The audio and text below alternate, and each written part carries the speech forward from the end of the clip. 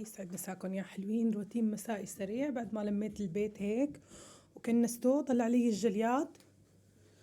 هلا رح نجلي الجليات ورح نجر الغسيل.